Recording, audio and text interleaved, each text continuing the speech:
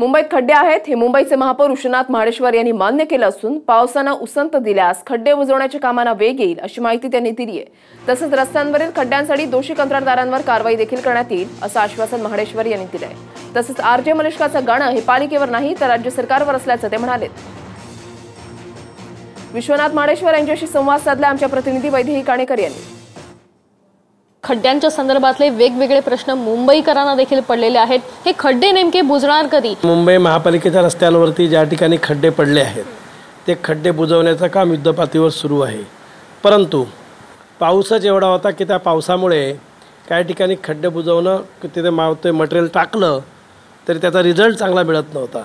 आज थोडासा पावसाने थोडीशी उसंत दिली आहे, त्यामुळे आज मला वाटतं चांगल्या पद्धतीने संपूर्ण मुंबईत जे काम सुरू आहे त्याला चांगली गती येईल।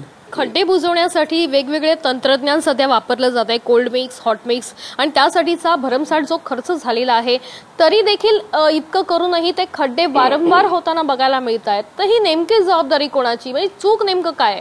आम्ही 2 वर्षापासून सुरुवात केली आहे की मुंबई शहरामध्ये जास्तीत जास्त रस्ते सिमेंट कॉन्क्रीटचे बनवायचे आणि त्या दृष्टिकोनातून अनेक रस्ते आतापर्यंत आम्ही सिमेंट कॉन्क्रीटचे बनवले आहेत आणि सिमेंट कॉन्क्रीटच्या रस्त्यांवरती एकही खड्डा नाही आहे।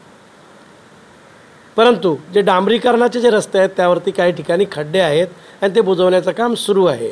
आणि ज्या ज्या ठेकेदारांनी त्यांच्या टाईम पिरियडमध्ये जर त्या रस्त्यांवरती खड्डे पडले असतील, गॅरंटी पिरियड असतो, त्या गॅरंटी पिरियडमध्ये तर त्या ठेकेदारांवरती निश्चित स्वरूपात कारवाई केली जाणार।